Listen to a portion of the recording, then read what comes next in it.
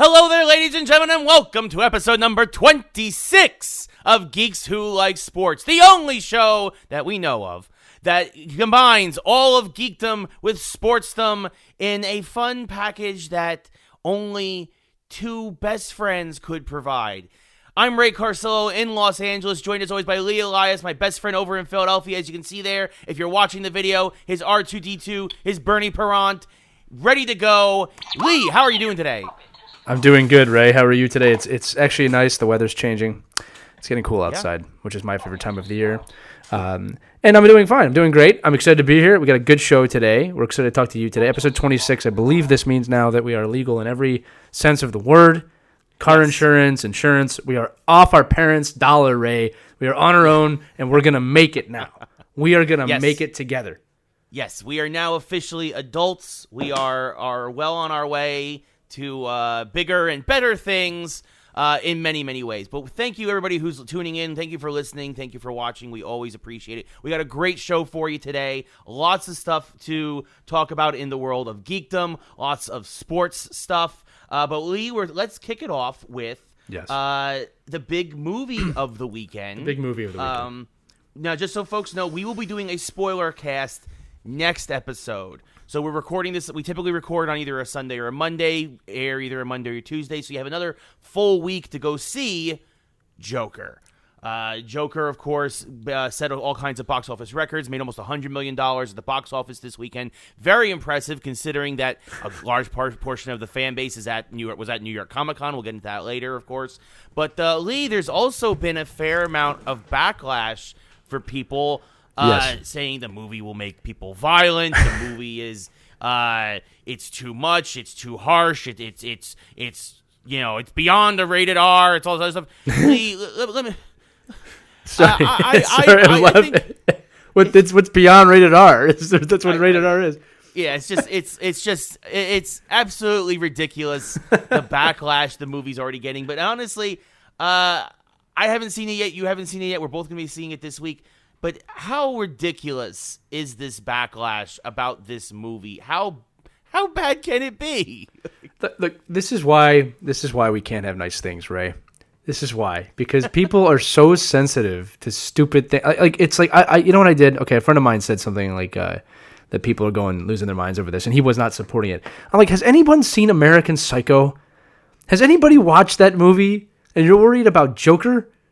Like, oh, it's a deep dive. Here's the truth. I'm going to give you the truth right now. It's not the movies that cause the violence. It's the media, okay? By stupid reports like this and putting the idea in people's heads, okay? Keeping in mind that 30 years ago, there was no PG-13, right? It was just rated R, PG-G.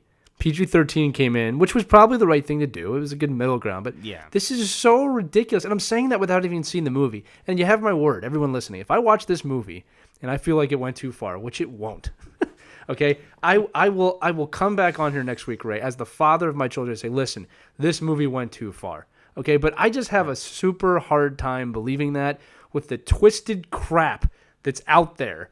Like, have you seen a Rob Zombie movie? Yeah. Right? Have you seen the horrendous Evil Dead remake that happened a few years ago? Like, there's no way. There's just no way. I mean, I don't know. I don't know what to do.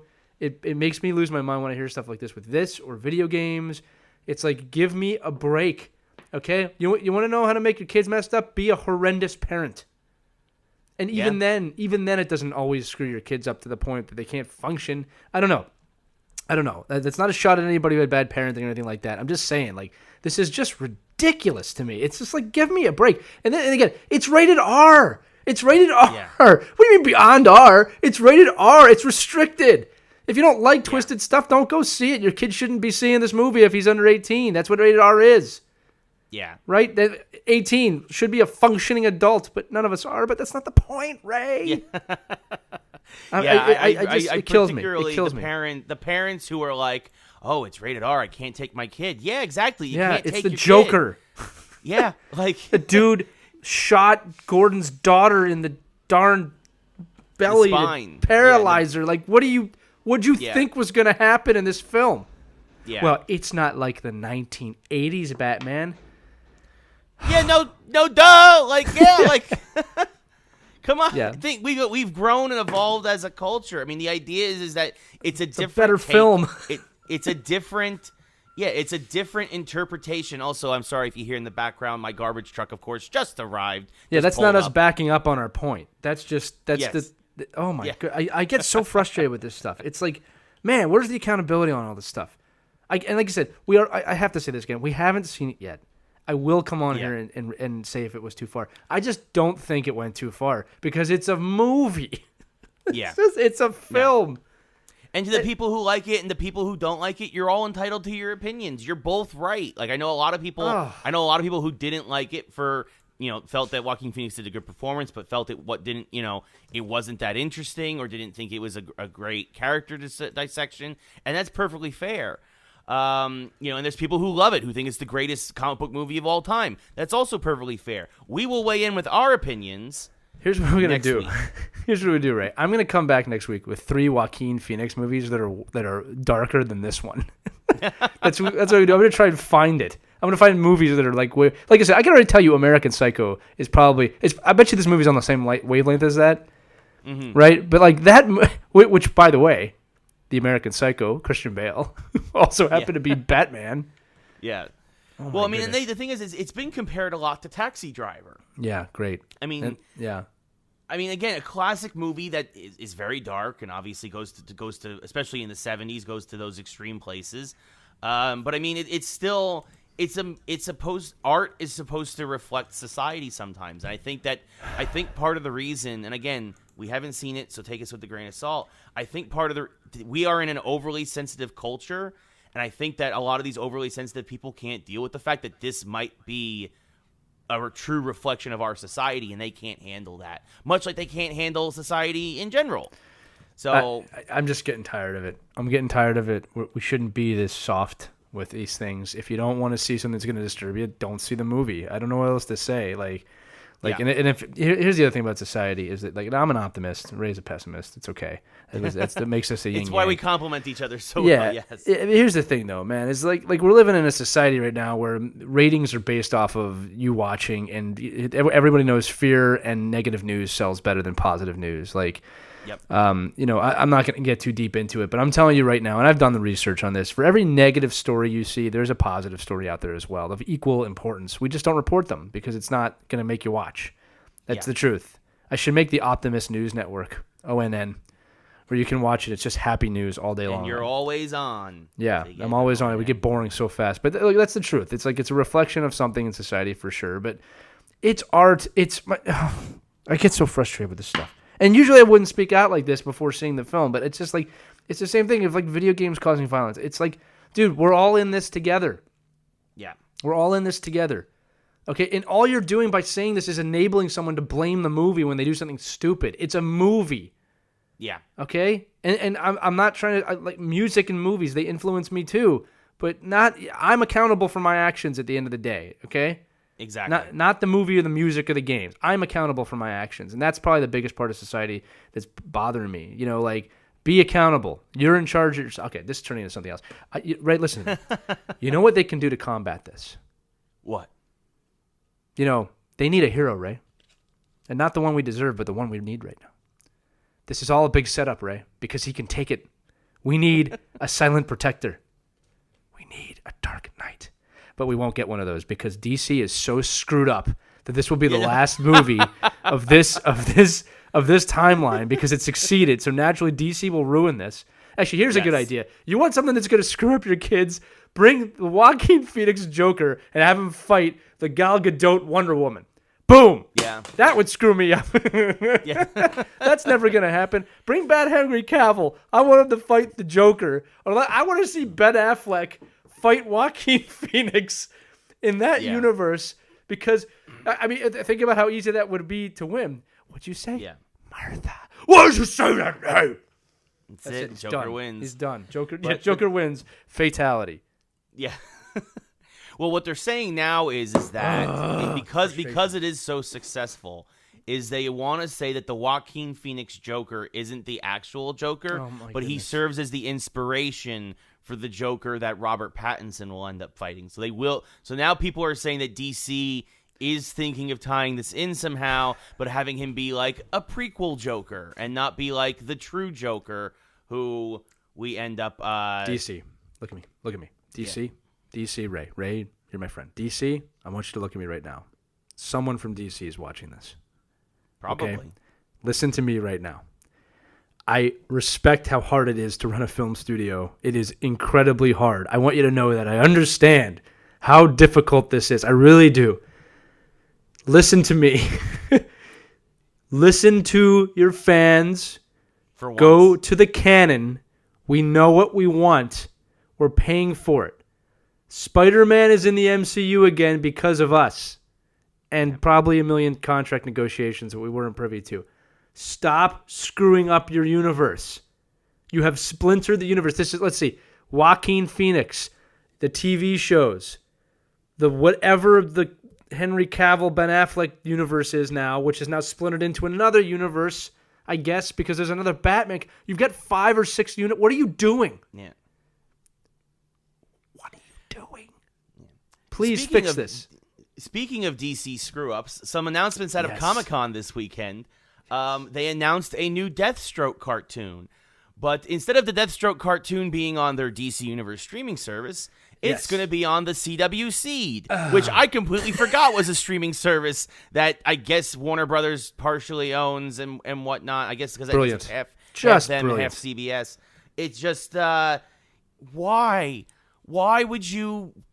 Again, DC for some reason loves to splinter its audience and fragment it, and they like it's like now 1/7. It's like, well, so you like I don't even. Again, I was talking to somebody at a party on Saturday when I heard about this announcement, and they're like, I completely forgot the CW Seed even existed. Right. Why hasn't that thing had the plug pulled on it yet? Because now you're gonna have CW Seed, DC Universe, and HBO Max. 7 universes across 3 streaming and we get services. the Watchmen too. Exactly, you're gonna have Watchmen on HBO. It's a folks. What are you doing? It is doing? an absolute mess. This is what happens. I'm so happy to be back in video games. This is what happens when you make money on stuff. Like like I said, I don't know. I optimist. I'm an optimist. Okay. I hope this movie Joker is really good, Ray. By the way, Deathstroke, not to be confused with Deadshot, who is a different character. Yes, I've heard a lot of people, or Deadpool. I don't think people will mess that one up anymore. But I've noticed some people being Deadshot and Deathstroke. They're 2 different people, very different people. Deathstroke, a Teen Titan favorite. Yes. So entered the military when he was 16. He was that good. Okay. Anyway, listen. DC Universe. Look, you're making money. Here's my thing though: is that this won't last forever. If you keep doing this, people will get spread too thin. You're going to get real boring real quick. All right, because people do not want to reinvest themselves in multiple universes. They can invest themselves in multiple stories. So if you keep the Batman universe by itself and the Superman universe by itself and so forth and so on, people can handle that. But you're not doing that. No one knows what you're doing. I don't think you know what you're doing. You're a hot mess. You're going to keep making money, but eventually it's going to get boring. And so he's going to serve as the inspiration for another Joker. Great. Yeah, that's just the rumor going around on the internet. I saw a couple of people talking about that this morning, so that is a possibility from the Twitterverse, which is I'm sure DC will probably incorporate too into the as an 8th universe. But anyway, some good news out of Comic-Con this weekend. Yay, positive. We got a new Picard trailer. We did. And Lee is very excited about this Picard trailer. Lee, would you like to tell us about it? Yes, I would, Lee. Okay, so for those of you who don't know, I'm a Trekker. I'm a big Star Wars guy, but I'm also a Trekker. I was a fan of every series of Star Trek, pretty much through Deep Space Nine. I have not seen the new CBS one. I want to. That is just a lack of time for me. But the new Picard trailer came out, and what they've been doing, Ray, is slowly been unveiling kind of some of the supporting cast, which is great. So like a few months ago, we got Lieutenant Commander Data, Brent Spiner back in his old actually uniform from the original series. I'm sorry, from the Next Generation original series. I said that because there's movies as well. And then in this trailer, we got William Riker, all right, who is the old gray beard and everything. Yeah, and Marina Sirtis, who is also Commander Troy. So like pretty much they're showing that almost all of the cast, and I do believe all of that cast is going. I fully expect to see LeVar Burton, and I fully expect to see Worf, and I expect to see all these characters come back. And also, though, a flurry of new characters. So I don't know if they're trying to create a show that's going to connect to a new show moving forward, but I don't really care because these are some of my most beloved characters in the history of television. And I'm very excited to see them back because Star Trek was very much a home for me when I was growing up. Similar to how you talk about games, I mean, Star Trek was really my place of peace. I used to watch it every day. I was very into that series.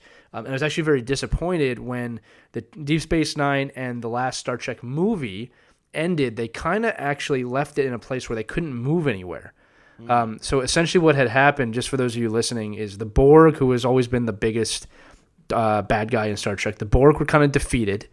All right. And then they weirdly connected this to the J.J. Abrams movie where Romulus is destroyed and they have to go back in time. And that's kind of where they left it. Oh, yeah. And then the Federation is completely like in disarray because there was a war that went on. So like they just left it a mess. Like you have no idea what's happening. So I have a feeling that this show is going to slightly echo that ending, meaning they're going to give the hardcore trekkers like me just some peace. And it'll probably just be a very quick line, which is fine. I don't need it's been enough time. I don't really care.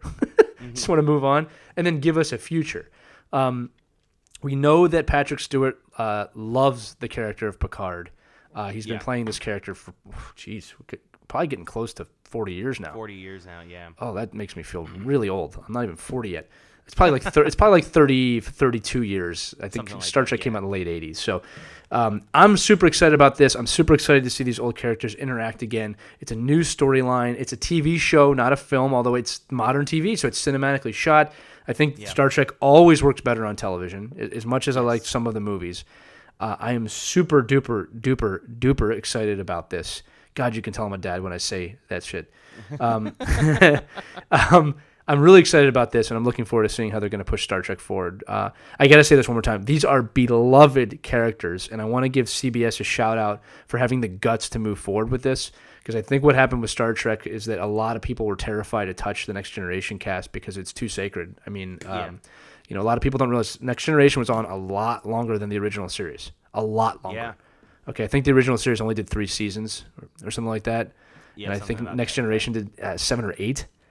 All right, so it's a 90s franchise too. I was gonna say, for a lot of people, the Next Generation is Star Trek to them. Like the Shatner stuff is kind of like like the Shatner stuff because of the era is very much to them like what Adam West is to Batman. Yeah, exactly. Right? Like it's beloved, but that's not Batman. No. Keaton is Batman. Like that era, the animated series is Batman. Like the Shatner stuff is a chapter, but it's not. It's appreciated for what it did for for obviously putting the franchise out there. Well, and for television, because here's the thing is I don't think people. I mean, we hear about this, but I don't think people fully realize what that show did to push things forward. I mean, you had Uhura, a black woman on TV, which was not common at the time, interacting with white people. I mean, that show really pushed the boundaries of the time. And Next Generation continued to do that. And, Star Trek's entire purpose, which I've always loved about it, in addition to just really hardcore science, because I'm a science nerd to begin with, but the message of, living together and working together, and that, for some reason, when it comes to science fiction, it's okay for different alien races and us to interact, but on our planet, we have race problems, which is exactly what the show is about. And that's my point. I'm not commenting on racism or anything like that today. I'm just saying that this was an optimistic, positive force, no pun intended to Star Wars, in cinema and on television. So I'm really excited to do it. I don't think Patrick Stewart or any of this cast would have signed on if it did not harp back to the original, core of the show. Quality. Yeah, and Star Trek's gotten away from that in the last kind of decade, and that's not a knock at the J.J. Abrams films. I really enjoyed them, but they were action films. I mean, that's what they were. All right, they were fun. They were really fun, but they were action films. They were not about exploring the cosmos and going where no person has gone before. And I think that's what this is going to harp back to. And there's even a great scene in the trailer where Picard is yelling at someone at Starfleet or wherever he is, saying, we need to do what the Federation used to stand for. And they go like, your time's past, Picard, move on. And I said, see, that was a deeper scene than I think people realize. Yeah. But very much looking forward to this. I love that they called it Picard. Smart. We could use some good 90s throwback television right now where things were fun and happy. and just remind people that it's okay to feel good every once in a while. Yeah. It's okay. The world is not as bad as we think it is. It's okay to feel good. Yeah, I'm talking to you listening. Yeah. Be positive. Be positive. Try it. Try it for a change. Ray, I'm not going to tell you to be positive. Sorry. I was going to say, because I was about to say, is like you have to be careful with it, though, because now there's also talks of things like bringing back Saved by the Bell, where Zach Morris is governor of California. Whatever, bring it back. Bring it back, man. We need some more escapism. That's what we need. I don't care anymore. As long as Screech isn't in it, because that guy's probably in jail. I think they're trying to bring back everybody, so Screech would probably be in it. I'm pretty sure he's in jail. Yeah, I don't think he's in jail anymore. I think he's out. He's a dupe, man. Anyway. When I wake up in the morning and I can't... okay, I'm going to stop talking about bringing back stuff from the 90s, The Rock made an appearance on Friday Night SmackDown. Yes. As we transitioned into the Wrestling Wars. Folks, it is official. We have a Wrestling War going on. It's on. And just like the Monday Night Wars of yore, WWE is behind the 8 ball a little bit. Yes. Because it was not a good weekend for them overall. The Boston Tea Party has happened in the WWE finally, and the game is on. So first off, SmackDown debuting on Fox did very well, right? The Rock shows up. I give The Rock... people watched, yes. Yeah, I give The Rock so much credit because he probably did that for free, and they probably called him and said, "Look, we need you right now. Can you help us out?" And he probably did it. At least that's how I imagine it going on, because I can't allow myself to think Dwayne Johnson would be greedy about that. Because I just can't. He needs to continue to be a hero. The one we need right now. Anyway, comes back. I said it before. I was joking about he's old but not obsolete. He didn't do much. I mean, you got the greatest hits. You got a people's elbow. You got a rock bottom. And you got him. He was a little more rock than normal. I'll give him credit for that. So when he comes back to the WWE over the last 10, 15 years, he's kind of like, you got this weird hybrid of Dwayne Johnson and The Rock where he wasn't as rock as he used to be. He was more Dwayne, and this was much more rock than he was used to seeing. But yeah, did well. Came back to the show that's named after the catchphrase that he launched, that he basically launched. Yeah, and then you get in the weekend, and you have a Hell in a Cell matchup that ends, and I'm spoiling it with a DQ. Yeah, that was a disaster. Our friend Dan Saunders, who actually listens to this show, I believe, he said it best. He said, "This is the Hell in the Cell. You ended in a DQ. Is this not the match in which The Undertaker threw Mick Foley off the cage into a table? Is this not the match where he threw him on a thumbtacks? And then he threw him through the cage. Through the cage. We got a DQ. And what ended up happening? Well, wrestling fans who are an incredibly passionate and intelligent bunch started cheering AEW. AEW. Yeah. So either Vince McMahon and Shane McMahon are sitting in a room, either upset or more likely very excited, because it's not beyond me to think this is a huge marketing ploy. All right. Yeah, I mean they can use this. They're smart enough. They can use this. Yeah. But at the same time, like you said, I mean this is also very emboldening for the competition. Yeah. Right? Like, I mean, huge. Now... But they want the competition. I think they want the competition. I do. Yeah, I mean, I think you also have to be careful, though, because remember, when WCW got cocky, that's when they fell, and that's when WWE took over. So, I mean, if they get too cocky, that could be a thing, too, where WWE's like, let them get cocky more quickly, and we can crush them sooner. But this is a business war, too. Dynamite also debuted this week, and it was a slobber knocker. Look at you going back in time with that, huh? Yes, good old JR. I mean, first off, the fact that good old JR is the play-by-play man automatically makes AEW, in my opinion, a better show than anything WWE produces, because Michael Cole and every other tool bag that they put out there to do commentary is terrible. They are absolutely awful, whereas JR understands wrestling better than anybody alive today. He knows what fans want. It's amazing they got him. It's amazing they were able to get him, but that tells you something. I think it was one of those things where, I mean, like, JR in his podcast has said, like, it was an offer I couldn't refuse. Yeah. And even Vince, when I talked to him about being let go out of my contract and you're not re-signing my contract, like, because they were using, WWE was having basically JR on retainer, and they'd use him, like, once a year, they'd parade him out. And, like, he wants to work. He wants to be a broadcaster. I mean, that's why he was doing New Japan stuff. Like, I mean, that's why, like, he was doing UFC stuff. Like, you know this, as broadcasters, we want our voices to be heard. Yeah, it's one of the few professions where how you look or how you feel does not affect how you speak.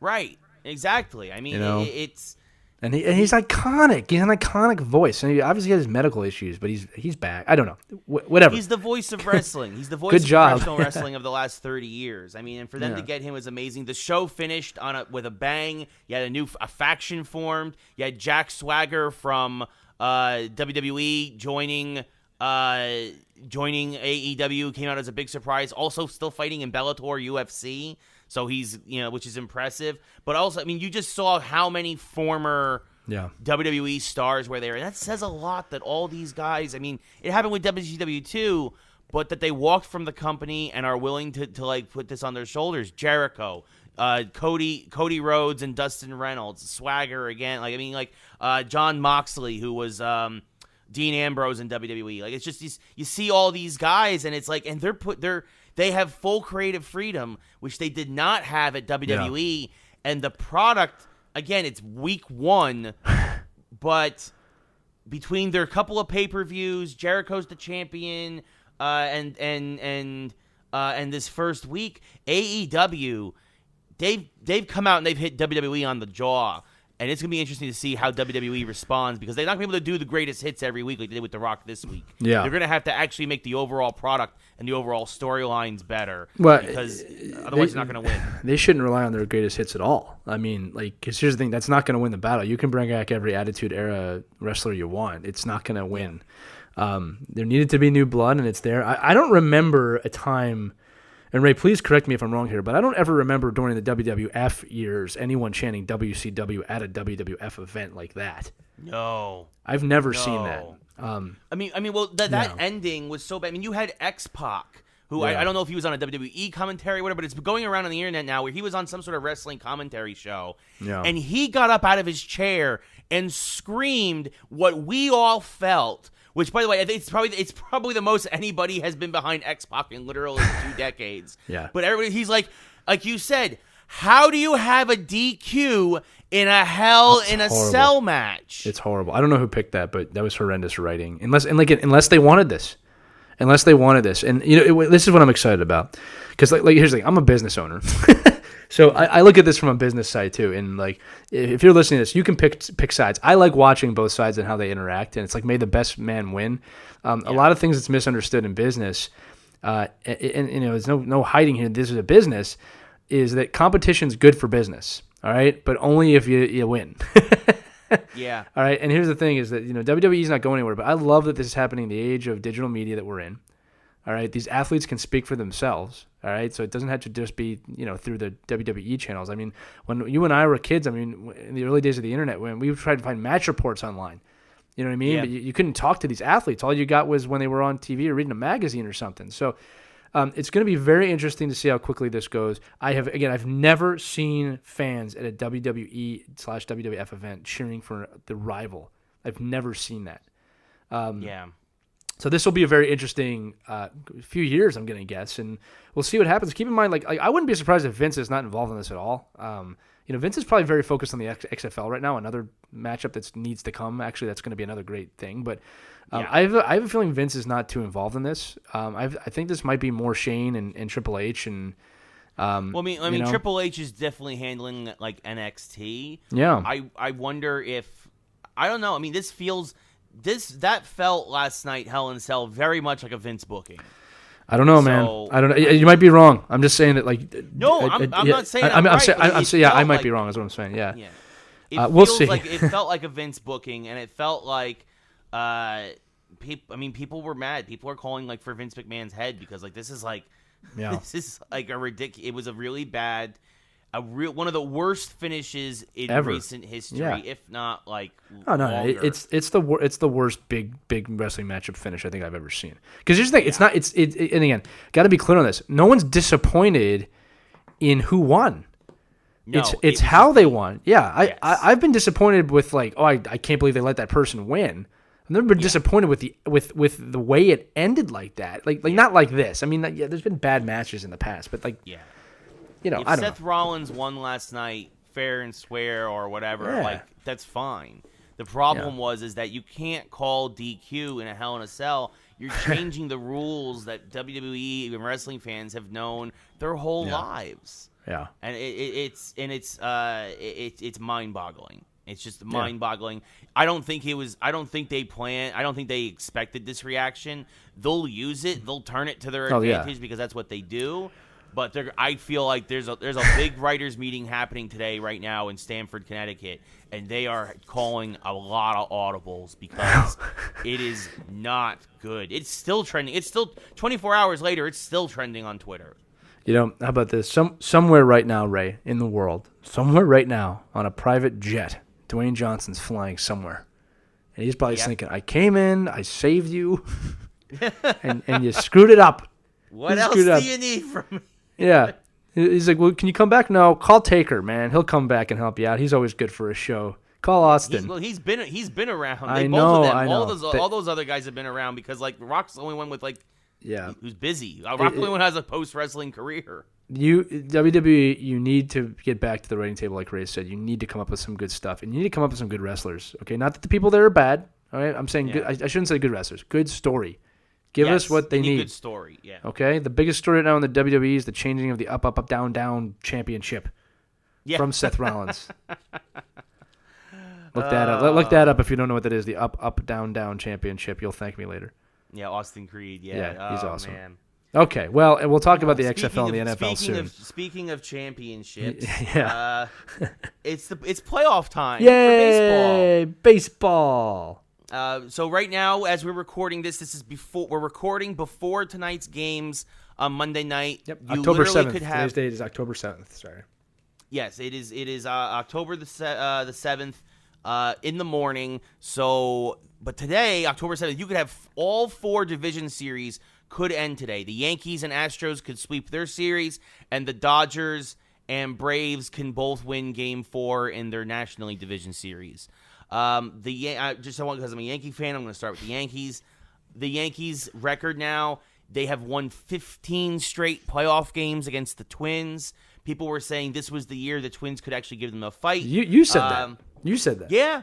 And through the first, knock on wood, but through the first 2 games, outside of the first 3 innings of Game 1, the Yankees have absolutely just steamrolled the Twins. They won 10-4 in Game 1, 8-2 in Game 2. They've outpitched, they've outhit, they've outfielded, they've every facet of the game.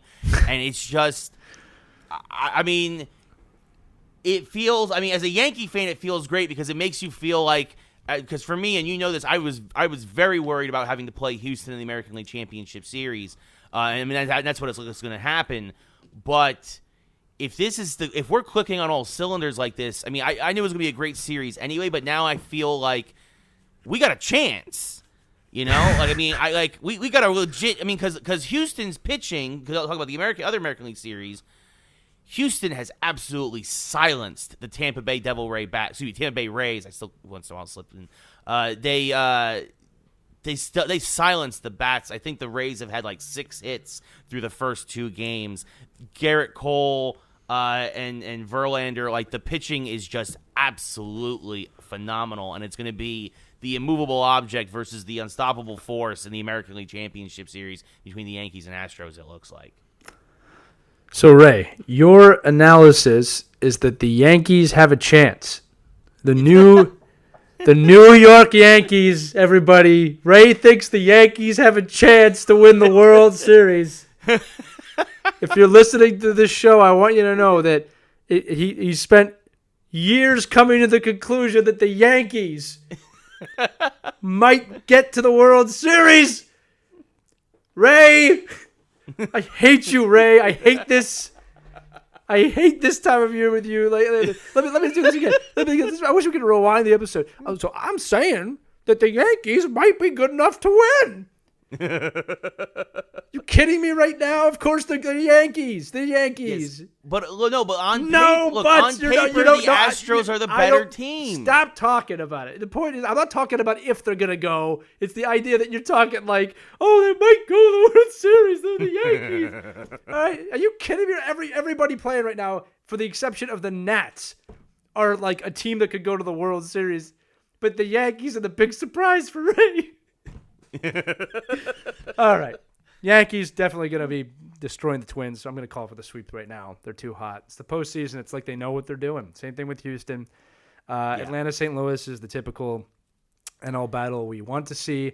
And then the Dodgers. That was crazy. Atlanta, St. Louis. The St. Louis bullpen blew it. They're up 1-0 the whole game. Yeah. Atlanta scored 3 runs with 2 outs in the ninth to what looked like it was going to be a 2-1 St. Louis lead is now 2-1 Atlanta, and I think Atlanta, if they don't win it in 4, they're definitely going to win it in 5. My point is, it's just a great NL matchup. It's a classic great NL matchup. Those two teams, whoever wins, probably deserves it, right? And then Dodgers, Washington, is in there. So we'll see what happens. I mean, fully expect the Dodgers to win that series, but again, the NL typically no one knows, and then the AL, it's the Yankees, it's just and whoever, God, it must be tough. It must be so tough, Ray, to be a Yankees fan. It must be so hard to sit there wondering, is this another year in which the pinstripes are great, right? And then I have to hear it. If they don't win, I got to hear this. Well, at least the Red Sox didn't make it. And then some Boston fan's going to go, 2004. And then I got to sit there and listen to you idiots argue for 27 hours. championships. Yeah. Shut up, man. Just shut up. I don't want to hear about it. Right? I don't want to hear about it, man. You guys are great. This is how the conversation goes. Let me run you all through the conversation. Well, the Red Sox didn't get there. 2004. We've got 27 World Championships. How many Super Bowls you got? We're the only team to beat you in the Super Bowl. Yeah, well, we're still there. Oh, my God, I don't care anymore. How's Daniel Jones doing? F you, Boston, you suck. Tom Brady for life. Shut up! All of you, just shut up. My God, I hate you all. I don't hate you all. I respect your sports cities a lot. Okay? I respect your sports cities. You know what did this, Ray? You know what's causing me to do this? The Joker movie. The Joker movie is unhinging me, Ray. Okay?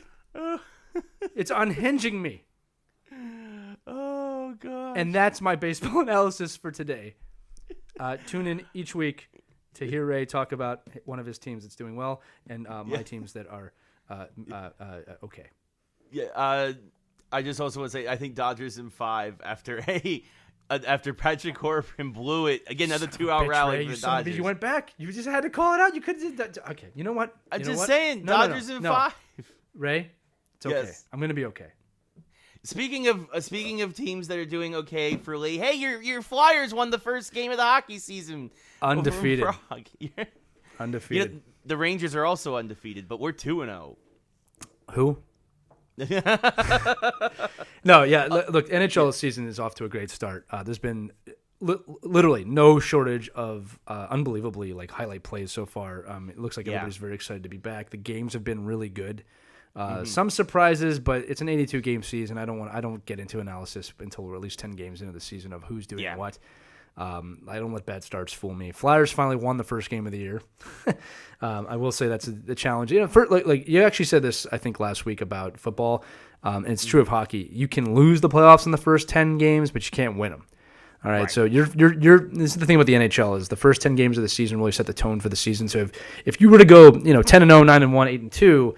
Not that the season's a cruise or anything like that, but it really becomes a little bit of a different ship than if you have the opposite record where you have to fight. And if you're fighting to get in the playoffs the whole season, if you don't have that little padding, it can really change the way you play, especially if you're a good team or especially if you're on the bubble. Right. But yeah, early in the season, NHL looks great. The parity looks great. Unlike the NFL, it looks like any team can win on any night, including the teams that are not doing great. Or people don't think they're going to do great. So very excited about the NHL season. Again, as we get into the winter, when baseball's kind of gone and stuff, we'll dive more into that. But yeah, great start to the NHL season. If you're not an NHL fan, you do need to check it out. That game is really evolved into something special. That's something we don't talk about a lot. But hockey is really transforming itself into something amazing. There's an amazing acrobatic play every night. I saw it first night of the season. I think the second night of the season, a Devils player scored with one hand on his stick, falling down, and he shot it top right, and he was falling bottom left. It was unbelievable play.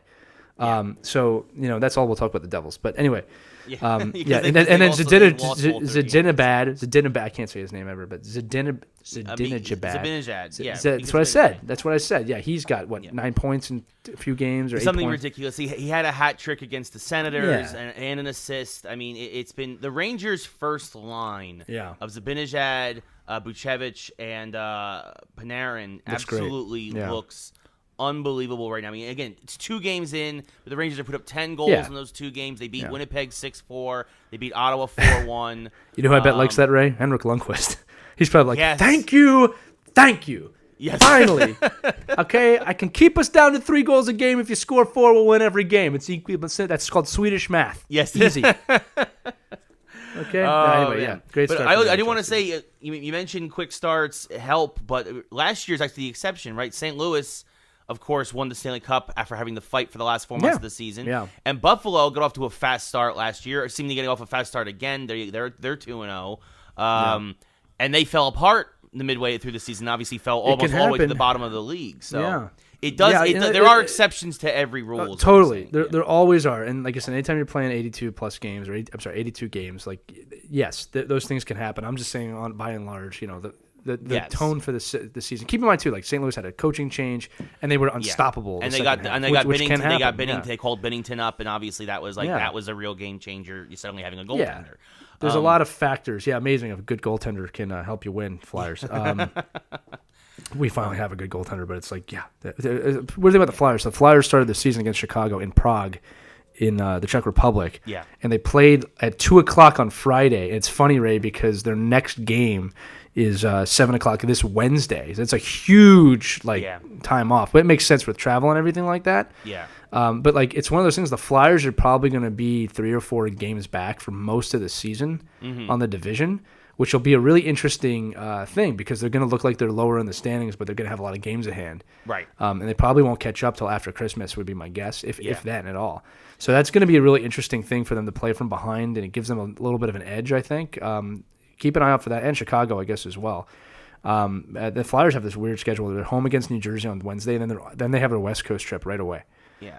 So I actually think that'll bond them and get them ready for the season. Look for them to be a bubble team, playoff team this year. Actually, and for the Rangers too. Like I predict, even though obviously we're 2-0, I also predicted the Rangers to be a bubble team too, a wild card contender, a 7 or 8 seed potentially. But the Rangers have a weird schedule. They beat Ottawa on Saturday, and then don't play again until Saturday. Yeah, they have a full week off between games 2 and 3. They play the Edmonton Oilers, I believe, in Edmonton. So us too. I think we're doing our Canada trip now. Oh, that's funny. And it's like, but it's like, why such a?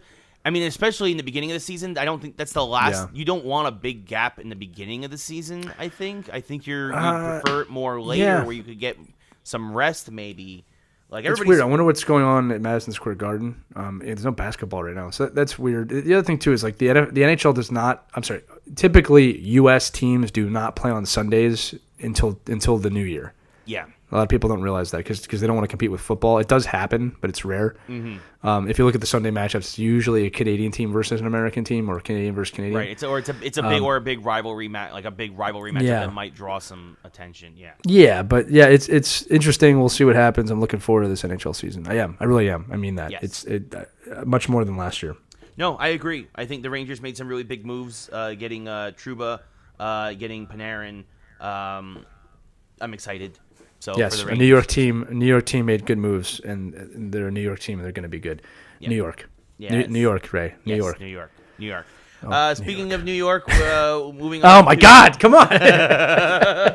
Make it stop. Go ahead. Moving on to the NFL, we'll start with the New York Jets. Oh, yeah. And these Eagles in one of the ugliest games that we've ever seen. One of the worst games. That team is so bad. And here's the thing. You know why I'm not like afraid to say that? It's because Jets fans have to be saying that today. Yes. They're already calling for Gase to be fired. Like, oh my goodness. I mean, they're injured too, but I saw an Eagle player take the ball out of the quarterback's hands, and he wasn't throwing the ball yesterday. And then we scored on the play. Yeah. He said, "Give me the ball," and took it and ran for a touchdown. That's horrible. Yeah. That's horrible. The O-line was horrible. Their defense was not. I'll give their defense credit. I know we put up a lot of points, but Defense actually looked okay. Some of those were defensive touchdowns, like you said. Like so, I mean, like the Jets' defense isn't the worst. No, their defense is what they have to build from right now. But their offense was trash, and it was like it was tough to watch the game. Yeah, I mean, and then I mean there was a point. I'm sorry, I can't remember the player's name, but one of the Jets running backs had the ball and he was running, and there was 3 Eagles surrounding him. He legit dove before they could hit him. Yeah. I mean, and it's like, dude, you're not winning any games with that kind of attitude. Any of you, you're just not. Yeah, there's no fight. There's no fight in the Jets. There's no fight in the Jets. You got the stupid new jerseys on the worst possible year to unveil new jerseys, unless you just didn't want your classic jerseys to be associating with sucking. Yeah. All right. I mean, but this is a team. This is a team that can go 1-15 again. Well, here's the thing. We talked about this yesterday. I think, and again, correct me if I'm wrong. I believe there are 6 teams in the NFL right now that are winless. So when we were talking yesterday, but the Broncos actually upset the Chargers. Okay, so the Broncos, so it's 5 teams. So the Broncos got to win. I mean, and there will be teams. I mean, this happens to be a good year that a lot of winless teams are actually playing against each other. Yeah. But the Bengals That's are weird winless. Though, man. I've never seen. The Bengals are winless. The Redskins are winless. The Dolphins are winless. The Jets are winless. I'm trying to think. So look, they can't all end up winless. The winless Cardinals beat the winless Bengals yesterday, so the Cardinals got to win. Here's the thing: is that you can't. Obviously, they won't all go defeated this year just because of the way the schedule works. But I've never seen the NFL with this little parity. And you're starting to see stuff now, like New England now is like a lock to win every week, which is not, I mean, they give them respect for that, but it's like, this is weird. Yeah. I used to like watching football because you never really knew. I mean, I knew in the first half yesterday the Eagles were winning that game. Yeah.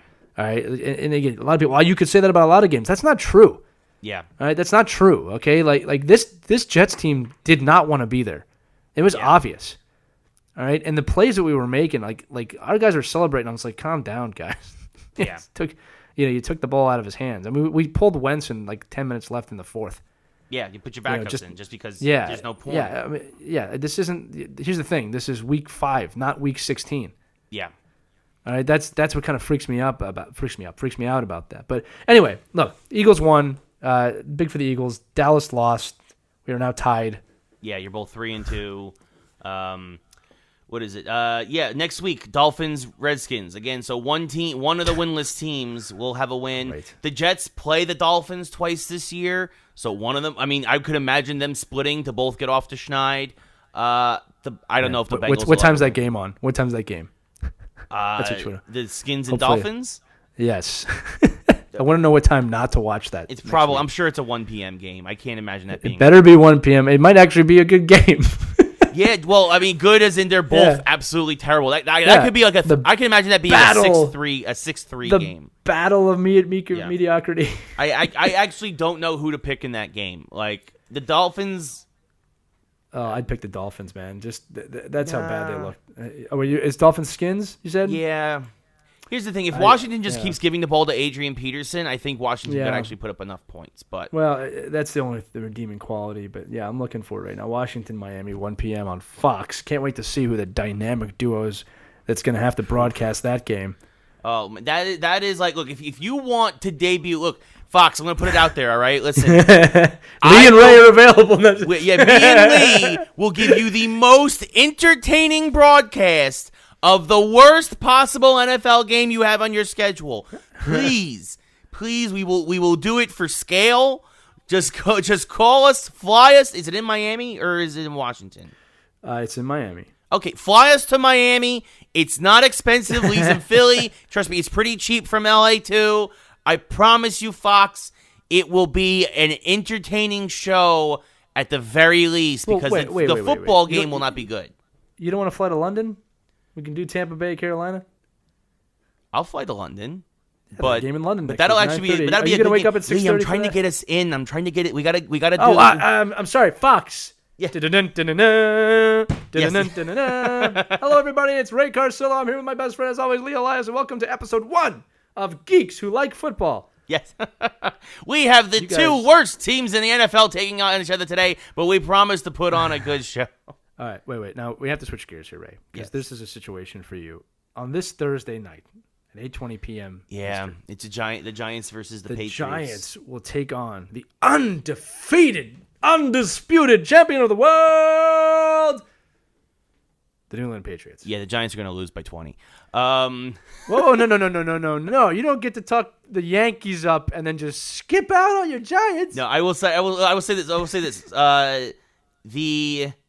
First off, the Chiefs lost last night after Mahomes got hurt, it looks like.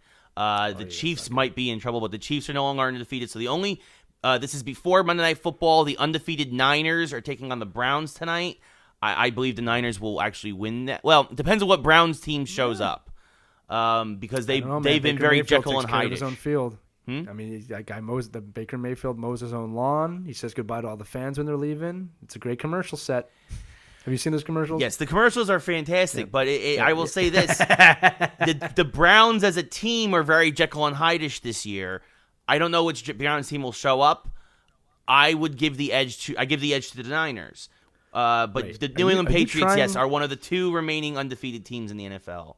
Are you trying to tell me that his ability to do a good commercial has nothing to do with his ability to play football? Yes, Lee. That's exactly what I'm saying. Ray, It's too soon. Okay? Anyway, yes, it actually should be a good game, fun game to watch tonight. Yeah. Giants, Giants losing to Minnesota yesterday pretty handedly. Yeah, 28-10. Yeah. Daniel Jones looked okay. The problem with the Giants are two things. Without Barkley, our run game was... I mean, the Vikings' defensive line is also very good, so we have to give credit to the Vikings' defense. The Vikings' defense is solid. But Kirk Cousins, who is really not a good quarterback, looked like a world beater against the Giants because our defense is terrible. So, Ray, here's what I think. I think you're slowly moving through the 7 stages of depression with your football team here. So we've gotten through the anger phase. Those were the rants in week 1. Now you're kind of in the probably not denial. You're somewhere along the line. Where are you in the line of the Giants' depression 7 stages? I think I'm closer to acceptance. That's because the end. it's. I mean, you went all the way through it already? Well, because here's the thing, right? I know our defense is terrible. I predicted us to go 7-9 at the beginning of the season. We're right on pace for that. We're 2-3. Get angry, Ray. Get angry. So, I mean, look, our defense is garbage. We're not going to fix that in the middle of the season. I don't care how you scheme. We need new players. We're going to have to supplement that. We're going to have to supplement Ray, that. Ray, come on. You hear what do we need? We need new players. Yeah. Well, what do you want? That's the truth. That's Our defense is terrible. It's too late to sign free agents. If it's too only late. the Giants had football players, they could win the game. Not Daniel Jones out of Duke. Oh, God. All right, so you heard it here first, folks. The Giants just need new football players, and they will be good again. Ray, that's the funniest thing I'm going to hear today. I just want you to know that. You said it, not me.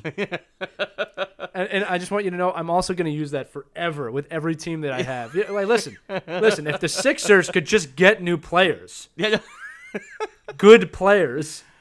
Like I said, the season. I was already resigned about this season. We're gonna be. You 7-9. You were not very resigned in week 1 and week 2, my friend. That was not resigned. No, because okay? because that was enraged. There was a glimmer of hope that if we got off to a fast start, we could be a playoff team. And this is the New York thing, man. We don't have glimmers of hope in Philadelphia. We just have anger, and when we win, it's like a surprise. Like, what? Yeah. I guess we had the right players. Everybody, we won. We won, and we're going to let you all know about it for 30 freaking years. Well, you're going to need to because you're not going to win for another 30 years. Oh, I don't believe that to be true, my friend. No, I do. I don't believe that. Okay. It's on. Turn the mic on. Turn the mic. Okay, we're back. Okay? I know my mic magically went out there for a minute. So the NFL season, it's shaping up to be pretty interesting. Again, like Lee said, the Pats look like world beaters. It's kind of sad, actually. It's tough to beat them. It's tough. They're too good now. They've gotten too good. Like I said, the experience level is too high. It's just like it's tough. Yeah. And with Mahomes hurt now in Kansas City, is there an injury report on him, or we just don't know where he is? What was that? Is there an injury report, or is he just day to day? He tweaked one of his own players stepped on his foot last night, and he was limping the rest of the game.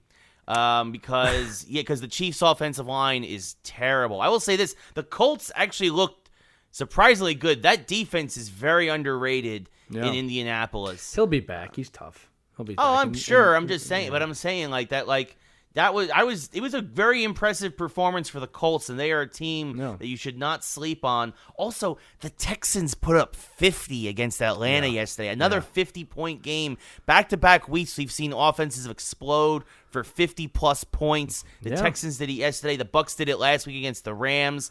What is going on? It's a weird season. Something's off in the NFL. And again, we'll talk about this in the future episode, but like this is why the XFL showing up might be the timing is kind of perfect. It might be the perfect time, yeah. Yeah, and they learn from their mistakes. But yeah, so like again, when you get two good NFL teams playing, it's still great football. I mean, it's fun to watch. But like I enjoyed watching the Eagles win yesterday, but I didn't enjoy the game, if that makes sense. I didn't know what I was watching. You know, it was weird. No. Well, speaking of two strong teams and rivals and how people getting better with competition. We've talked about WWE versus AEW. We've talked about how in the NFL there needs to be better competition. So for our mashup, we want to talk about how in games or in comics or movies, how strong rivals and strong competition created a better series and better franchises and cause everybody to rise up. Yes. So you worked your way through that segue well, Ray. Yeah, it took me a little while. It took me a little time. The idea was there. You navigated the muddy waters of seguedom, and you got there. Thank you. So Lee, what franchise do you feel benefited from having a strong rival and a strong competitor? So, yeah, we want to do two things. We want to talk about the ones that did and the ones that didn't, because most great games do have a rival. And obviously the classic ones are Sonic versus Mario versus Crash Bandicoot. Like and that's the example that we're trying to do. Obviously, you have Battlefront versus Battlefield versus Call of Duty. I'm sorry. Yeah, Star Wars Mind. Battlefield versus Call of Duty. So like all great games have a rival. All right, Assassin's Creed versus really that's probably one that needed one. Now I'm thinking about it. Right? So Assassin's Creed doesn't have a great rival except for the other Assassin's Creed games. So that's the idea. But like, I mean, like the classic, the greatest one of all time is Sonic, Mario, and Crash. Although Crash definitely faded away. I was going to say, I don't even think Crash belongs in that conversation. I think he did. I think when PlayStation launched, that was their Mario. I mean, he was in my opinion, when they launched, that was the character that they were trying to bank on. I mean, it was the same type of game. Come on, yeah, I know we could debate that. I mean, I really Crash Bandicoot to me. If you go back to 1997, I mean, I'm not saying he's Mario or Sonic, but that was the PlayStation version of that. Yeah, I suppose. And just fell off hard. Like they not just didn't. Bubsy. Yeah. No, definitely not. But like so Mario and Sonic, although Mario has ended up winning that war big time. Yes. But we always knew that was going to happen. Yes. I mean, here's the other one. So Assassin's Creed could have probably used a good rival, right? Because they didn't really have one. Those games definitely didn't go the direction. I think people they got old quite quick after a while. Yeah, they'll reinvent themselves. They wisened up to that, and obviously have fixed it in recent years with Origins and Odyssey being absolutely stellar. I think Assassin's Creed also got hurt by trying to compete with Call of Duty and certain other games with the annual franchise idea. Yeah. It didn't. After a while, it was just like it's a roster update. That's what you're. Yeah. Instead of new, it's new characters and it's a new location. It's like, okay, cool. Now we're in this time period, and now we're in this time period. And I think that they realized, let's take a year off. Let's reevaluate all this, and that's when they came out with Origins and Odyssey, and they knocked it out of the park. Yeah, I call it the Walking Dead syndrome. It's like you get people really invested in the story, and then you realize the story's not going to go anywhere. They're just going to keep like leading you on and on and on and on. It's like the storyline that was really rich in the beginning, and I loved it. And I actually really liked the what was the one with the old Revolutionary Times? I actually liked that one a lot. Assassin's Creed 3. Yeah, I liked that game a lot. Was that 3? Mm-hmm. In the Revolutionary War, that was 3. That was a really I enjoyed that game, and the history was just that was one of the cool things about that game in the beginning was the amount of history that they taught you. Yes, I mean the game was like borderline educational. Probably wasn't borderline; it was just educational. Period. Yeah. So that's a franchise that probably could have used a rival. I think now this one's a tricky one. I'm going to say God of War, But the problem is they can't have a rival because it's not really across platforms. So, like, that's probably that's strategic. Like, why would you want to create a rival? But it could have used one. That's what I'm saying. Yeah. You know what I mean? And for me, I would say a big rival that kind of right around when the PS3 and Xbox 360 launched was Gears of War versus Resistance. Exactly. Gears of War, obviously, again, like the other one that won that battle. But when those first two came out, there were people that were Resistance. The first Resistance was just as good as the first Gears of War. Two very different games, but very much that shooter genre, dark, gritty, post-apocalyptic kind of feel. One was aliens from above, one was aliens from below. Well, I mean, doesn't Halo come into the conversation though for that? No, because Halo was the previous generation. Yeah, but you know what I'm saying? Like, I guess you're right. They didn't go against each other. Well, they did in the beginning, right? Gears of War and the last Halo game, weren't they around the same time? Yeah, I mean, now, like, if you're an It's more a Xbox handoff. fan, you're either a Halo guy or a Gears guy. But Yeah. at first, it was just For sure. Halo, Yeah. because Halo was the first one. Combat Evolved came out 5 years before the first Gears. Well, it's tough because like that, and you're making up actually a really good point here because like there's a difference between franchise competition and then genre competition. Because we're talking the same genre, but you're right. The franchises are different time periods. Yeah. You know what I mean? So no, for sure. Yeah. I mean, in terms of shooters and stuff, I mean, and now you could say that maybe even though they're both the same company, that Halo and Gears has a more actual rivalry because they're kind of releasing games in kind of the same time period. When the franchises first started, Halo was several years before Gears. Yeah. Well, I'm not going to argue with you on this. You're the king of this stuff. Like I said, and then there's also been the funny kind of ones that had competition, but the competition wasn't the best. Like for example, Metal Gear Solid had Siphon Filter. Siphon Filter was actually a good game. It was an okay game. It wasn't Metal Gear Solid. Right. Yeah. You know what I mean? So it just yeah. So, do you have any? I have a few more in my head, but I want you to go ahead too. Well, I mean, Gears and Resistance was probably the big one for me. I mean, again, Resistance kind of fell off. The second one, Resistance, they went in a different direction with the second game, whereas Gears kind of just improved on the first one, and that was the way to go. So, like, they started here, but then Resistance went like this, and Gears went like this. Yeah, which happens. Yeah. Yeah, that's what happened with Siphon Filter. Siphon Filter was great, and then it wasn't. Yeah. No. I wonder how many people actually remember Siphon Filter. So there was another game I was thinking of that definitely needed a rival. See, here's one I like. I love Wolfenstein. I just want more games where we can kill Nazis. So, not that it needs a competition, just want generally to kill more Nazis. Now, people will say to me, well, what about the zombie games you kill? No, I like killing real Nazis. Yeah. Not zombie Nazis. I want to kill Nazis. Yeah. All right? And you know why, Ray? Because of the Joker film.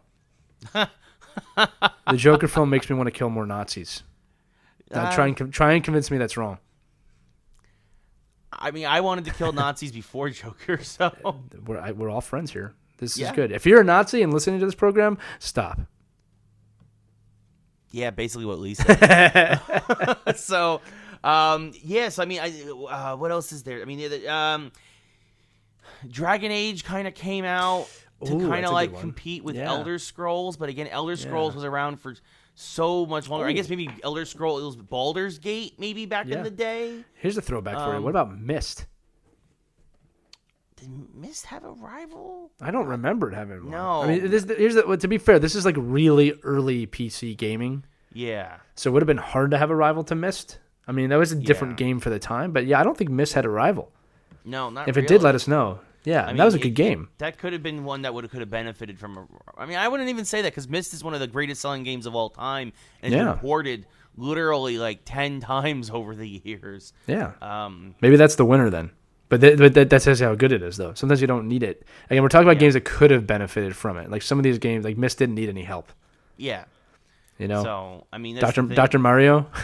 Yeah, Dr. Mario versus I don't know, like whatever. Sonic whatever. Professor Sonic Pinball, I don't know. Yeah. There's a lot of them out there. It's just the point is that sometimes a good competition can make you pick and choose a game. I mean, Mario versus Sonic was a thing.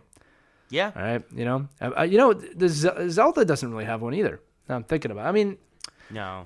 But Zelda stands on its own though. Yeah, no, I mean, Mortal Kombat versus Street Fighter. That's probably the greatest of all time, right there. That's probably the greatest match of all time. And they're still yeah. both alive, even though Mortal Kombat's really. Keep in mind, Mortal Kombat almost went under too.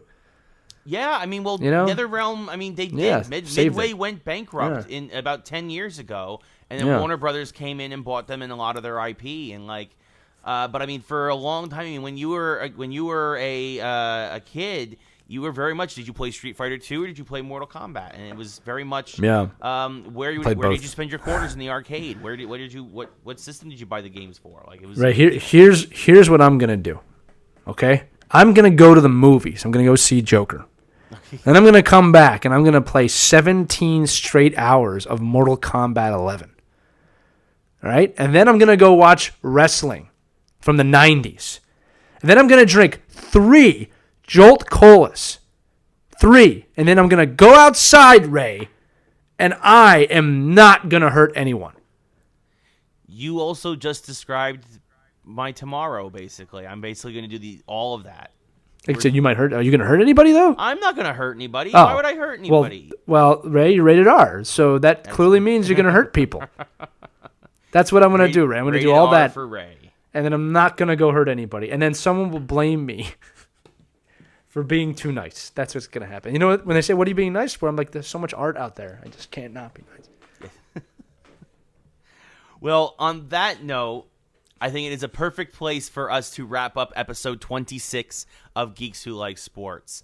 Thank you, everybody, so much for listening. As always, you can always tune in, of course, wherever podcasts are heard, iTunes, Stitcher, iHeartRadio, SoundCloud.